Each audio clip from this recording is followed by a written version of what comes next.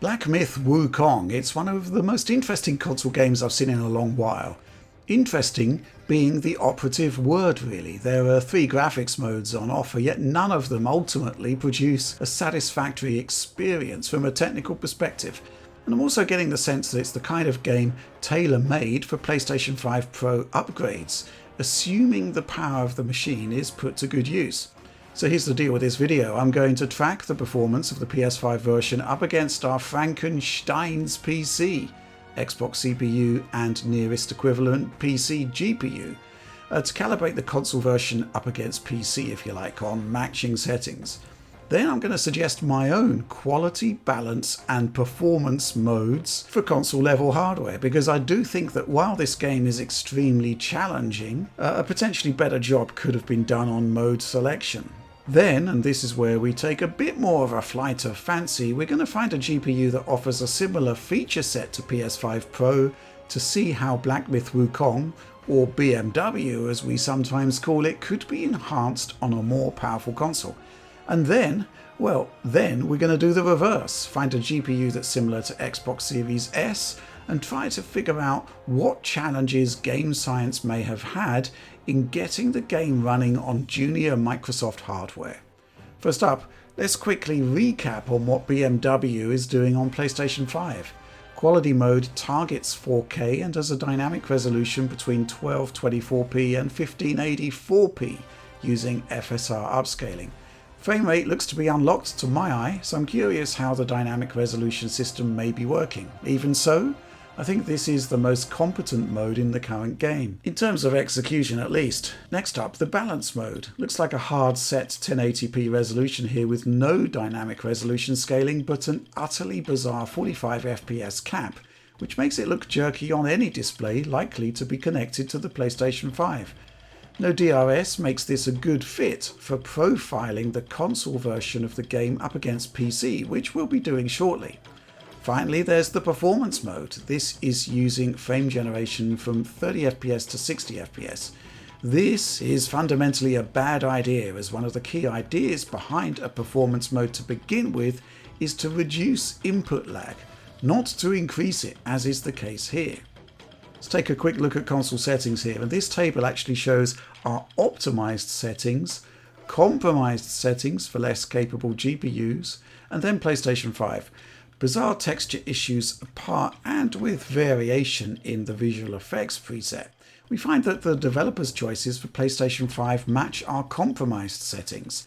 Our feeling is that game science have set a bar on visual features here that they didn't really want to lower any further, and perhaps we can understand that. Truth is, the cuts to vegetation and global illumination that separate optimized from compromised are already arguably a step too far. So let's begin by talking about how BMW's quality modes could be improved. Honestly, the precedents have been set by countless other titles, but I think the most recent best examples of mode selection are found in the Ubisoft massive titles, Avatar Frontiers of Pandora and Star Wars Outlaws. You get a 30 FPS quality mode, a 40 FPS balance mode that runs in a 120Hz container for consistent frame pacing, and finally a 60 FPS performance mode. No frame generation used there. Here's how the Frankenstein's PC stacks up against PlayStation 5 in the intro section, which is extraordinarily demanding on the GPU, more so than the vast bulk of game content. Balance mode locks resolution. We know the console equivalent settings, and we can add a 45 FPS cap to the PC version easily enough, just as there is on the PS5 for some reason. The console is outperforming the Frankenstein's PC by a consistent 5 to 10% depending on the content, when the content isn't limited to that bizarre 45 FPS anyway. Typically the 6700 is a little faster in our other comparisons, so this is quite the puzzle. But remember, the PS5's GPU compiler is different, plus game science may have more granular game optimizations and settings tweaks included. But this sets the expectation level on how much faster or actually slower our PC surrogate is compared to real PS5 hardware. You'll note that both PlayStation 5 and PC have stutter, but it looks like the PC version is more unduly affected. There can be effective parity between the two iterations seen here, but seemingly that's not so common. So with that in mind, we need to factor in that PS5 iterations of PC projections here will likely have a similar kind of advantage, meaning that whatever we choose would likely run slightly faster on the console. But let's start with the quality mode. I think this is actually the easiest way to improve BMW for PS5 owners. Right now there's no 30 FPS cap. I think it may actually have the same 45 FPS cap as the balance mode actually, based on my own captures. It's just that the higher resolution keeps frame rate down into the 30s. A consistent 33.3 milliseconds per frame would make all the difference, along with a switch from FSR upscaling to Epic's own TSR, which is what I'm suggesting here. There is no DRS on the PC version, unfortunately, so I'm using TSR at 50% here. So effectively a 4K output from a 1080p input. Here's how that compares to the actual PS5 quality mode. Frame rate is far more consistent than PlayStation 5, where the extra frames above 30 just introduce micro stutter. Check out the difference in the frame time graph. What we're doing on PC at the same quality settings ensures few dips between 30 FPS and perceptually smoother motion. I should say that I'm using Caldeon's Special K to get this frame rate lock, as it's better than the in-game 30 FPS cap, which does not respect consistent frame pacing with VSync active. I'll try to illustrate that here just by slowly panning around. You'll notice some hitching on PlayStation 5 owing to the unlocked performance level. Extra frames that I'd actually say detract from the experience, but switching to a similar scene with a properly locked consistent 30, you actually get a smoother experience. One thing I can't show on PC is the effect of dynamic resolution scaling because it's not implemented in the PC version of the game. But what I can do is to compare locked 30 FPS performance with unlocked performance in batched content. When the red and orange lines merge, you're looking at lower bounds DRS, but where the red line rises higher, that indicates extra GPU power that the console version could redirect towards higher resolution. I honestly think this is a pretty simple tweak that game science could introduce to the existing game. It's by far the easiest mode to quote-unquote fix. Balance mode next, where I think Ubisoft's massive solution of opting for a 40 FPS mode with a 120Hz container, 25 milliseconds per frame, is the best solution. I'm skipping straight to the 40 FPS versus unlocked performance test here to again show with the red line how much GPU resources are available in any given scene. The higher you push frames per second in Black Myth Wukong, the harder it is to maintain consistent performance, even if you're reducing resolution, which is exactly what I'm doing here, funnily enough. I dropped output resolution to 1728p, 80% of 4K. TSR 50% means we're upscaling from 864p here. Sounds low, but looks fine overall. And remember, a console version could tap into dynamic resolution scaling, rediverting unused GPU cycles to rendering, delivering a higher resolution. Thing is, a 40 FPS balance mode would still be tricky to achieve based on my tests. I'm at 120Hz here with Special K locking to 1/3 the refresh. The GPU is especially taxed here, which explains some of the blips on the frame time graph during gameplay. Remember that based on our like-for-like benching, PS5 would likely run a touch faster, which may make up the difference, but another stress test shows genuine sustained GPU drops. The face-off against the massive wolf causes issues, especially when fiery VFX are also in play. This is an example of what I'm talking about with this game. The higher you scale resolution, performance is seemingly impacted disproportionately compared to other games. Maybe there's a memory bandwidth limitation here.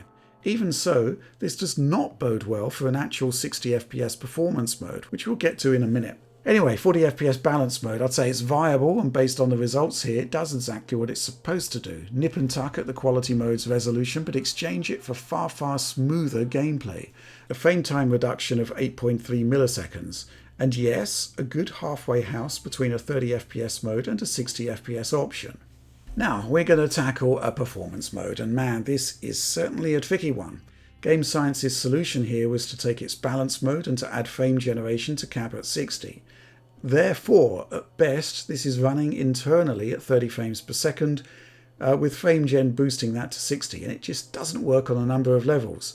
First of all, it's easily the laggiest way to play the game on PS5, completely at odds with the basic notion of what a performance mode should be adding to the game.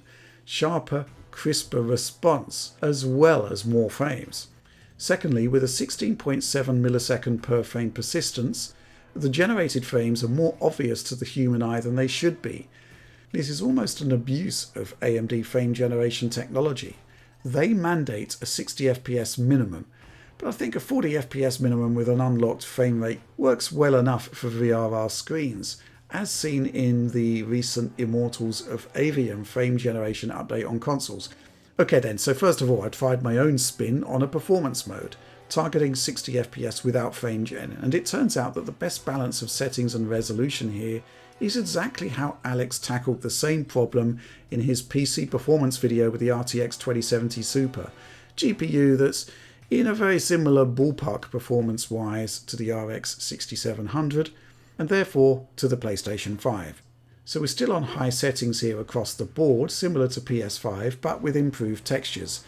But we're using TSR to upscale from 720p to 1080p. So compared to Game Science's solution, I'm reducing resolution, but increasing upscaling quality from a switch from FSR to TSR. And of course, without frame gen, DRS could be used to increase resolution when spare GPU cycles are available. I'm sticking to the forest level here, as the intro isn't indicative of performance across the whole game, and on the whole, the outlook is good. Obviously, it's not as high an internal resolution as the PS5's performance mode, which is using the same 1080p as balance mode. However, without frame gen, we get that all-important drop to input lag, and we don't have the ugly frame generation artifacts.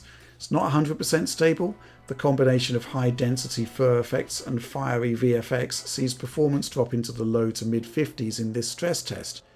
And really push the effects hard and you're well into the 40s here. But remember, console typically runs faster than my PC equivalent. It wouldn't be perfect, but I think it could work, especially in VRR mode. Thing is, I don't see why Black Myth Wukong shouldn't use frame gen. It should just be deployed in a way that works. And to demonstrate that, what I've done here is to increase output resolution to 1440p, upscale from the same 720p, and then kick in frame generation in a 120Hz container with VRR enabled. We can't show VRR on YouTube, but sticking with VSync off here shows the kind of frame times and consistency you'll get. When the game's not stuttering, it's smooth and consistent. Frame rates are in the mid-70s to the mid-90s, and I honestly think this is the way to go for frame gen. Ensure the base frame rate is high enough, then add frame gen within a 120Hz container.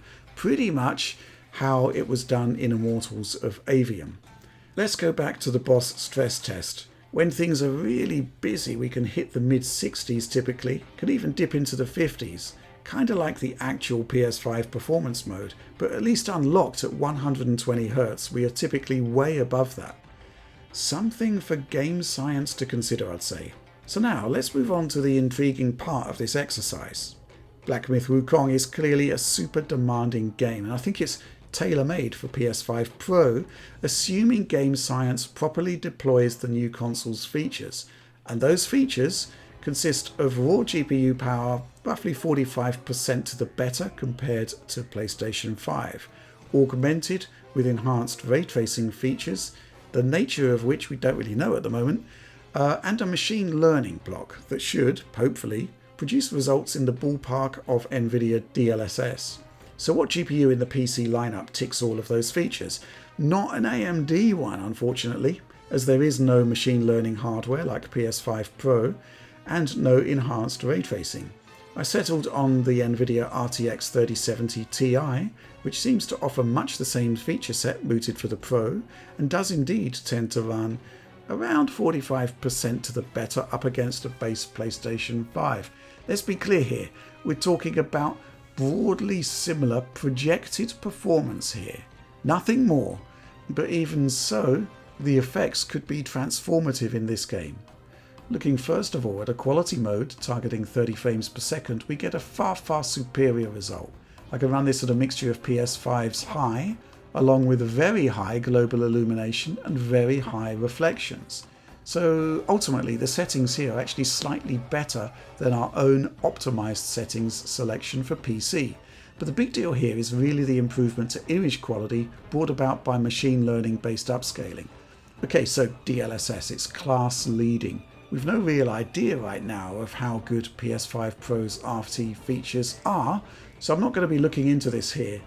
But even without RT, it's a startlingly decent presentation. Performance-wise, there are a few variances from the target 30 FPS. We make our way through the Wolf boss section with full fiery effects and extreme hair close-ups and everything's fine. Even the super demanding intro to the game only has a single momentary dip below the target 30 frames per second, once we factor out the annoying traversal stuttering. We're locked at 1440p base resolution here, but of course there's every possibility that Sony's own PSSR solution will support dynamic resolution.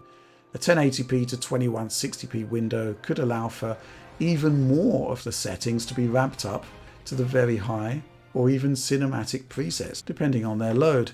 But really, it's the potential performance mode improvements you're interested in, right? Now remember, we were targeting an upscale 1080p on our base PS5 PC equivalent, and we can do so much more here. I set up a 1728p custom resolution, 80% of 4K on both axes, and set a base resolution of 50% using DLSS to upscale. Settings here are kept at the same high preset as the PlayStation 5, but of course we are using improved texture quality. This is certainly a good improvement over the base PS5's frame-generated extravaganza, and certainly eclipses the upscale 1080p alternative I suggested earlier. But we do still have some minor dips beneath 60 FPS with the arrangement you see here. It doesn't happen that often, the drops are fairly minimal, but we are talking about an 864p base resolution here. It's an example of how difficult it is to scale up performance on Black Myth Wukong, even with performance that I suspect is broadly in line with what the PlayStation 5 Pro can achieve. Let's just say I'm very interested to see how a PS5 Pro version of BMW is actually going to shake out. Finally, I've talked about this a bit on DF Direct Weekly, but I also wanted to see whether Xbox Series S level horsepower could handle Black Myth Wukong. Now, truth is, you can get a pretty decent experience, relatively speaking, with this game, even on something like an Asus ROG Ally. But we've also seen with the PlayStation 5 version that game science is prioritizing visual settings and may be reticent to push them down that far. I'm simulating Series S class performance here with the Radeon RX 5500 XT. Now, compared to a Series S, we're talking about 22 compute units versus Series S at 20. So I'm achieving a similar 4 teraflops of GPU compute on the PC here by dropping clocks down to 1420 MHz. Yeah, even at 30 FPS and upscaling from 720p to 1080p, as I did with my own take on PS5 performance mode on the RX 6700, it's just too much. We can't achieve a locked 30 FPS. Dropping down to medium settings is needed, and even then, relative to my chosen 30 FPS setup on the RX 6700, performance is still weaker overall. Now, to be clear, I do think that BMW will work on Xbox Series S, but there are two challenges here. First of all, game science may need to cut deeper into fidelity and resolution than they may like, and certainly than we may like. Secondly, even though we can simulate relative GPU compute with the 5500 XT, we can't simulate the overall lack of memory that Xbox Series S has. So let's just say that once again, I'm going to be very interested to see how this game is adapted to Series S. Series X, I wouldn't expect game science to have any more problems than they've had with PlayStation 5. Hopefully when the Series X version does come out, they would have made adjustments to the various modes here. Anyway, hope you enjoyed this content. Like, subscribe, share if you did, and ring bells for notifications that may or may not happen. DF supporter program though, it opens the door to our download portal, which, unlike YouTube, actually does a good job of capturing the intense detail level of games like this. Plus, you get early access to DF Direct Weekly, news updates from the team, and much more on the premium tiers. That's all from me on this one. Thanks for watching and supporting Digital Foundry.